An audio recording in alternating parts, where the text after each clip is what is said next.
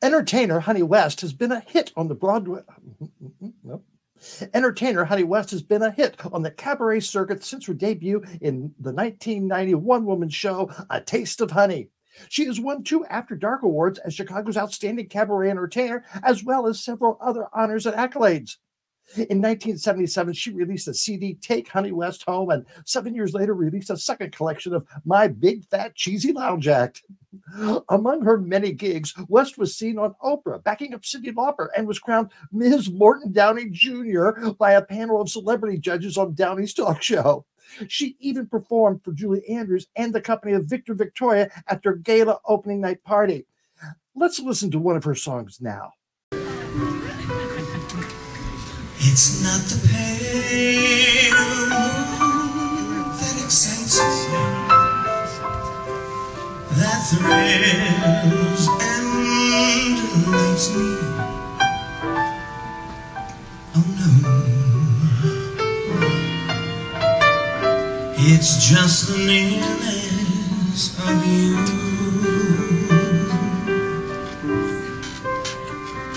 It is in your sweet conversation that brings this sensation.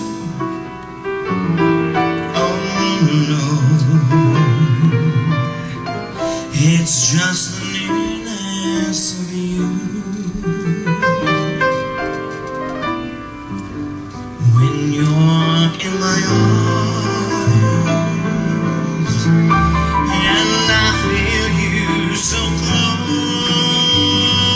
to me,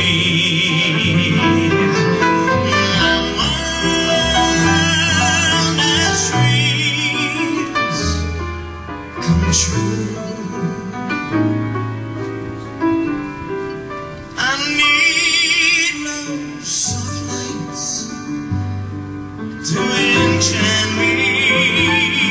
If you only grant me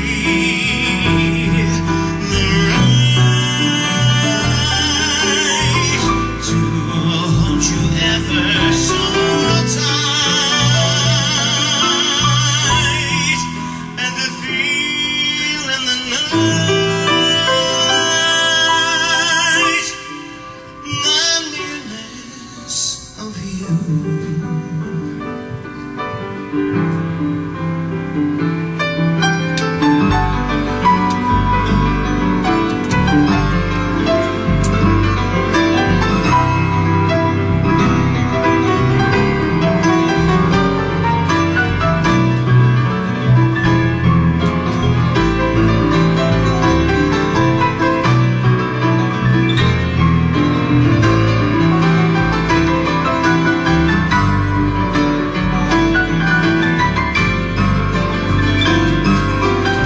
Miss him so much, Mr. Russell.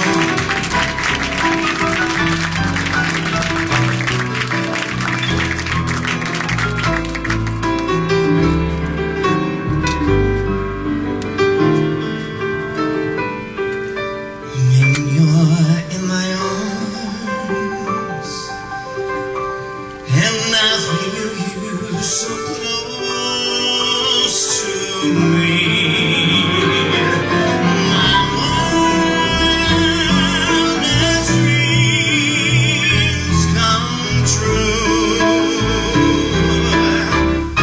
I need no soft lights to enchant me. If you only grant me the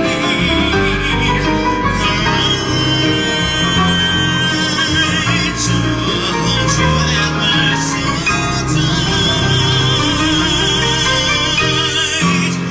and to feel in the night the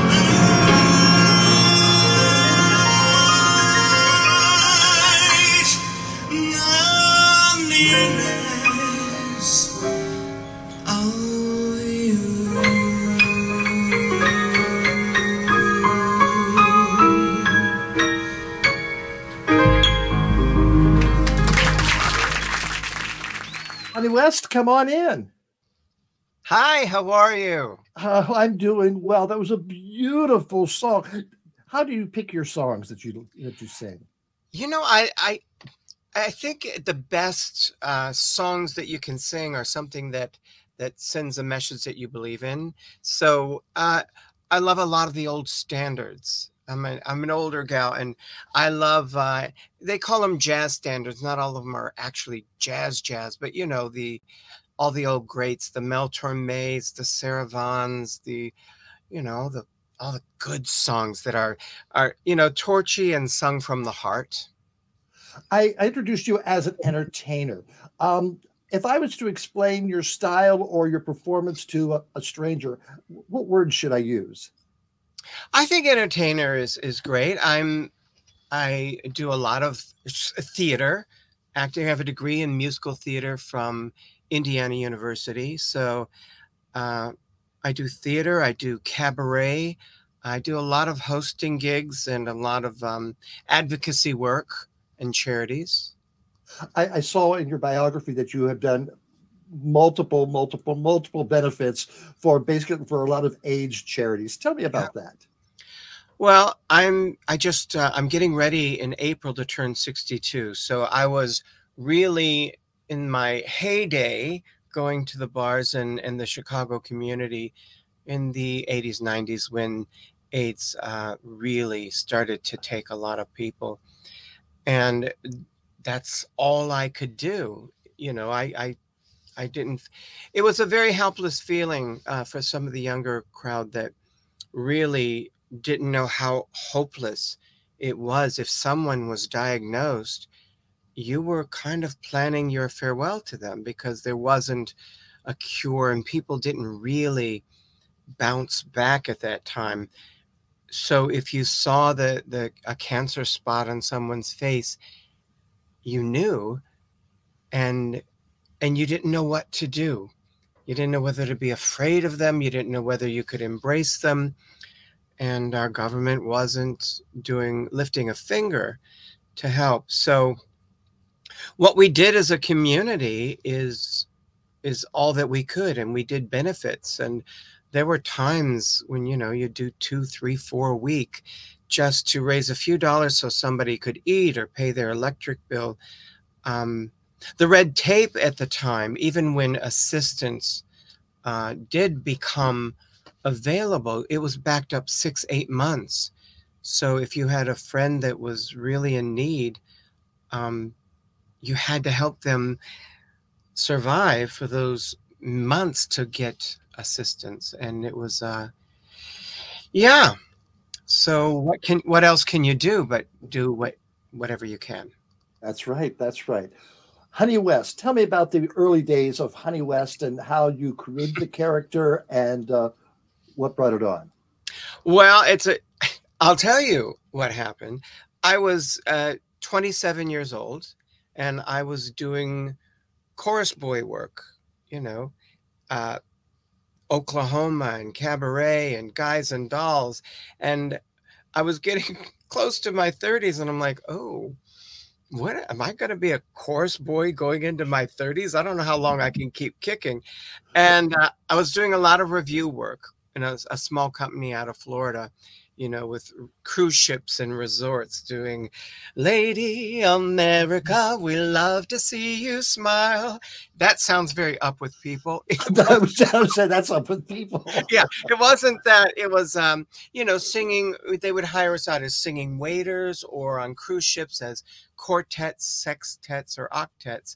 And we'd travel around every 6, 12 weeks to a new location, doing just review work, 40 shows, 20 shows, gold, solid gold.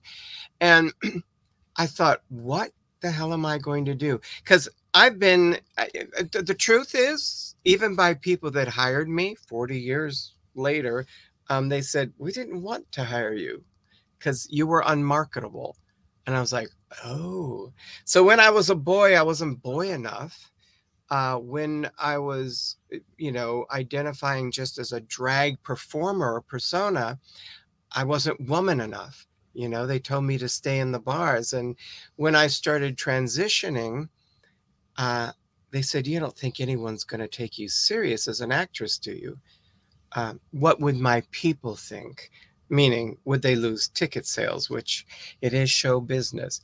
And then when I did get farther into my transition, I wasn't woman enough.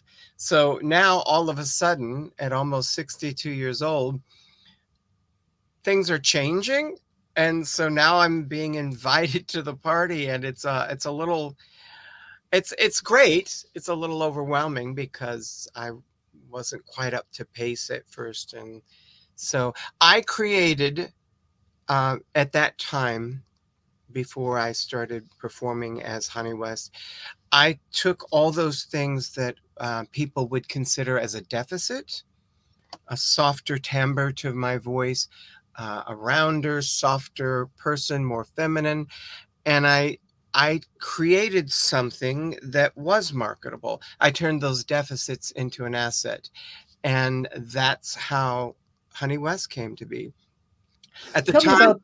yeah, Go at the ahead. time I didn't know I was transgender. So I tell people, I don't know if I found her or she found me, but she stuck around.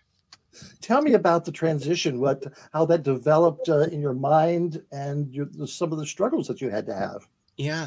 Well, I don't know. I think I don't know if my struggle is typical because I was performing, as a male for so many years. And I remember that when I started performing as Honey West, she became very popular, and I would get crowds and people had fun because I was kind of the girl next door. I wasn't a baton girl. I wasn't a highly glamorous pageant girl, and I wasn't just camp. I was just a fun gal. I would sing and carry on. And I remember before I transitioned that I would go home, take off my wig and my body forms, and my makeup would be smeared, and I would look in the mirror and think, what a monster. It was like they love her, but they don't love me. So I actually kind of resented her. And I say her because she was a persona at the time. And I remember cutting my hair and saying, but then it started to meld, and we started to get closer, and of course, ultimately it was who I became. But yeah, it's a crazy journey. Has that affected your ability to get jobs? You say it's more accepting now, but the transition of your career as well as your body, Yeah. what was that like? Yeah, I was born into a world that didn't want me, and they wouldn't hire me. I begged for jobs. And what I did is I made myself valuable. When I first started Cabaret, they weren't really into me being Cabaret because they didn't know. The gay community would look at me up and down and say, They would actually kind of get angry because I wasn't pageant, and I wasn't just a camp queen, and they're like, I didn't fit a mold. So I told the owner of one of the cabaret bars here in Chicago at the time, I said, when's your slowest time? We have Sunday afternoons, we're open, but nobody comes in. I said, okay, give me 2 hours on a Sunday. I think it was 2 to 4. That's how I started. And I built a crowd. I went to bars. I told people, look, I'm doing this. Come over and see me. And 15, 20 years later, I packed them in, for all that time. So I created opportunities.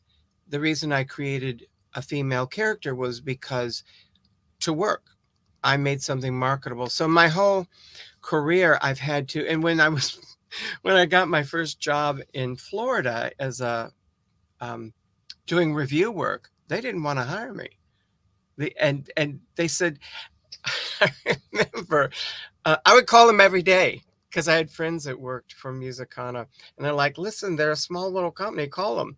And it was the middle of the summer in the middle of Florida, and they couldn't get anybody to come. So I kept begging, I kept calling, and they finally let me come. So so a little begging, groveling, and being maybe clever enough to create opportunities that they couldn't deny. I made myself as valuable as I could. What's your current status with jobs, or what are you doing now for This very moment, I'm entertainment? unemployed. I did 4 shows last year. I was out at Drury Lane, which is a 1,000-seat equity regional house. And then I did La Cage. What did you do? What did you do? I was Danny Reed, the agent. It was a featured role, but a smaller role. And typically it was a male role, but they wanted me to do the role. They had called, and they had to call Universal and say, will you allow us to have this role performed by a female? And they said yes. And they said, if that female was a trans female, would you feel differently? And they're like, no. In fact, we might even come and see it. So I got the blessing from Universal Studios. And what show was that? What show was that? Holiday Inn. Okay. Oh, yes. With White Christmas and Irving Berlin. And then I got cast as Jacqueline from La Cage aux Folles. I was also understudying Ginger Minge for Zaza and Alban. And then I went into Priscilla, Queen of the Desert, reprising my role as Bernadette with the Mercury Theater. And then I was in Clue, understudying Mrs. Peacock and getting murdered 14 times a week as the cook and the singing telegram girl. And now I'm not doing anything. I'm writing a show called The Boy in the Tutu. It's an autobiography, or, a story about my life and my journey. And yeah. Well, that's fascinating. And, Jinx Monsoon is on Broadway now as Mama Morton in Chicago. Yeah, I have never met Jinx, but I adore her ever since the Snatch Game when she says, oh, Edie says I shouldn't, when she was doing Grey Gardens. And I was like, who is this person? I love the theatrical queens who do theater and sing because it's close to my heart. I agree. You're doing legitimate theater. Yeah. So I take it you're not really in the clubs that often anymore. But go ahead. Yeah, sometimes. I still occasionally host gigs, karaoke, and that kind of stuff. Last year I didn't have much time to do that. Now I may go back and do some of that. I also got contacted by Jimmy Ferraro, who I did a show about Belle Barth. I don't know if you're familiar with her. One of the original Jewish dirty blonde, dirty comedians. And she was big in the 50s, 60s, 70s. So she introduced Lenny Bruce to the stage, but she was so dirty she couldn't get on Ed Sullivan. And she was the kind of gal who wouldn't hurt a fly unless it was open. And so I did a couple of readings of that show, but he would like to produce that maybe in October. I think it's called Raunchy Little Musical now. Before I did it, it was called If I Embarrass You, Tell Your Friends. Love that line. Shut your pie hole. Mine's making money. That was actually originally Belle. She was a character. What is your thoughts on what's going on all over the country with the condemning of drag shows, the shaming of the trans community, the laws being passed, don't say gay, and things of that? How would you think of that? It's so odd because we have been around for centuries. Trans women have been using the bathrooms, for instance, for as long as, probably there were bathrooms. No one had a problem with it until somebody said, oh, you should have a problem with this. So people have the right. They have the absolute right to feel however they want about me or any other marginalized person. And I'm okay with that. You don't have to like me or accept me. Just don't make those opinions based on lies. There are people that would think that I'm a pedophile or a rapist. And I don't know of any documented case of a trans woman doing any molestation or rape or anything. And listen, if there's a list of 100 items of what I want to do in a public bathroom, it's not even on the list. I want to pee and get the hell out of there. And we've been peeing next to each other for decades as far as I've been alive. So it's all hype, and it's people lying and making up stuff to you can't hate somebody unless you dehumanize them. It happened in the Holocaust. It happened in slavery. It happened in the Carolinas, where they said I was a rapist and a pedophile for wanting to use the public bathroom. And if you take the public bathroom out of a person's day, that means they've kept you at home, because you can't go shopping with your family or your girlfriends because, they want to keep you in your place. Drag has been around for as long as we know. Milton Berle wore a dress, and Flip Wilson and Bugs Bunny. And, when you look at, Santa Claus and the Easter Bunny, being characters and dressing up and having personas is nothing new.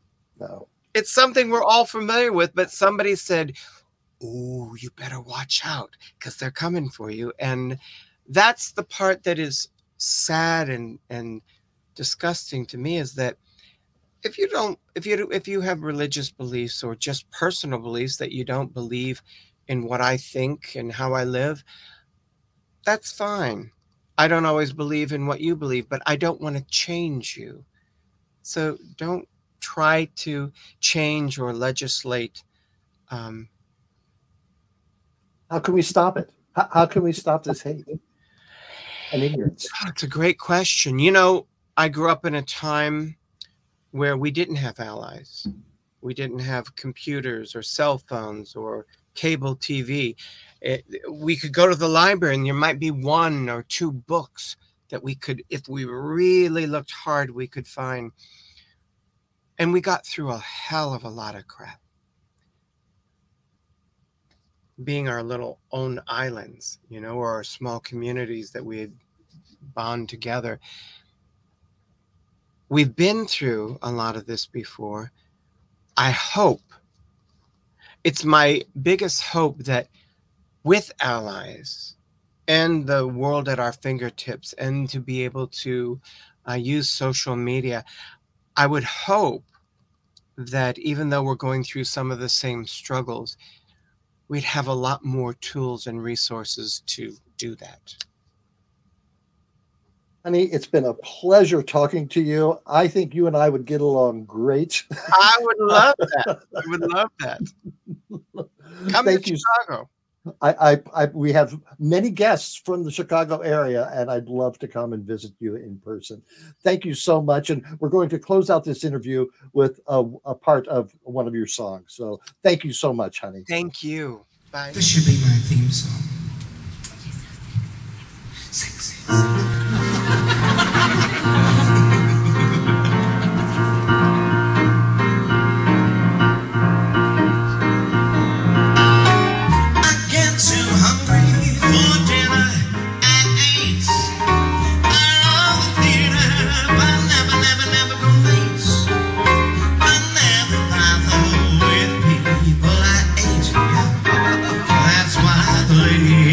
Train. I don't like crap.